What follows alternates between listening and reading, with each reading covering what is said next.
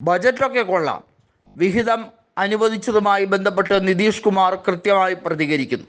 പക്ഷേ ബീഹാറിന് പ്രത്യേക പദവി, സംസ്ഥാന പദവി നൽകാതിരിക്കുന്ന ഈ നയത്തിനെതിരെ ശക്തമായ അമർഷമുണ്ട്.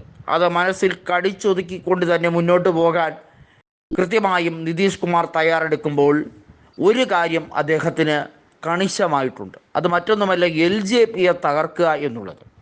LJP ശരിക്കും ചിരാഗ് പാസ്വാൻ്റെ തോളിലേറി മുന്നോട്ട് പോകാൻ ശ്രമിക്കുമ്പോൾ നിതീഷ് കുമാറിനറിയാൻ തൻ്റെ പാർട്ടിയെ 43 MLA-മാരാക്കി ഒതുക്കിയതിൽ സുപ്രധാന പങ്ക് വഹിച്ച ഒരു NDA നേതാവ് കൂടിയാണ് ചിരാഗ് പാസ്വാൻ.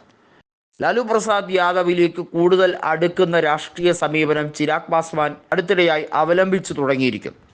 എപ്പോൾ വേണമെങ്കിലും ചിരാഗ് പാസ്വാൻ തേജസ്വി കൂട്ടുകെട്ട് ഉണ്ടാകാനുള്ള സാധ്യതയും അവിടെ മുന്നിൽ കാണുന്നുണ്ട്.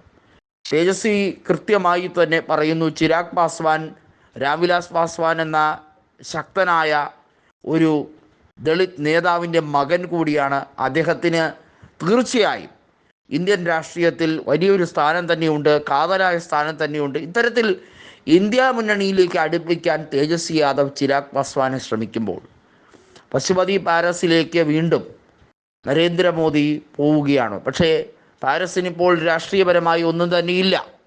നമുക്കറിയാം, അദ്ദേഹത്തിന് ലോക്സഭയിൽ ഇത്തവണ വിജയിക്കാൻ സീറ്റ് നൽകിയിട്ടില്ല. ഹജിപൂരിൽ ചിരാഗ് പാസ്വാനാണ് മത്സരിച്ചത്. തൻ്റെ സ്വന്തം തട്ടകമായ ജമുയി വിട്ടുകൊണ്ടാണ് ചിരാഗ് പാസ്വാൻ തൻ്റെ പിതാവ് നിരവധി തവണ മത്സരിച്ച് വിജയിച്ച ഹജിപൂരിൽ നിന്ന് തന്നെ മത്സരിച്ച് ജയിച്ചത്.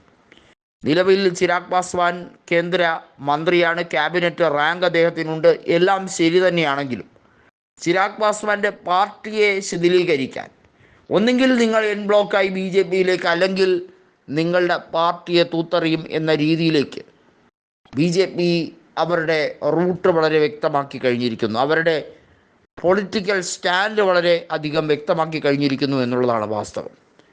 BJPയെ സംബന്ധിച്ചിടത്തോളം സഖ്യകക്ഷികൾ എന്നത് ഒരിക്കലും അവരുടെ മേൽ ഒരു പ്രഷർ ചെലുത്താൻ പാടില്ല എന്നുള്ളതാണ് അവരുടെ ഏറ്റവും വലിയ ശ്രമം.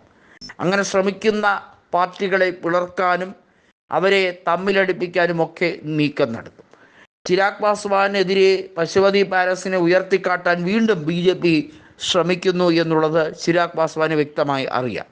നരേന്ദ്രമോദി സ്നേഹം ഭാവിച്ച് കൂടെ നിർത്തുന്നത് ഒരിക്കലും രാഷ്ട്രീയത്തിൽ വളർത്തിയെടുക്കാനല്ല എന്ന് ഉത്തമ ബോധ്യമുണ്ട് ചിരാഗ് പാസ്വാൻ. അതുകൊണ്ടാണ് തേജസ്വി യാദവ് ചില കാര്യങ്ങൾ പറയുമ്പോൾ അദ്ദേഹത്തിനെ അനുഭാവപൂർവ്വം പരിഗണിക്കുന്ന, അല്ലെങ്കിൽ അത്തരത്തിൽ ഒരു നടപടിയിലേക്ക് ചിരാഗ് പാസ്വാൻ കടക്കുന്നത്. തേജസ്വി യാദവ് കൃത്യമായും ബീഹാർ രാഷ്ട്രീയത്തിൽ വലിയ പങ്ക് വഹിക്കുന്ന ഒരു വ്യക്തിയാണ്.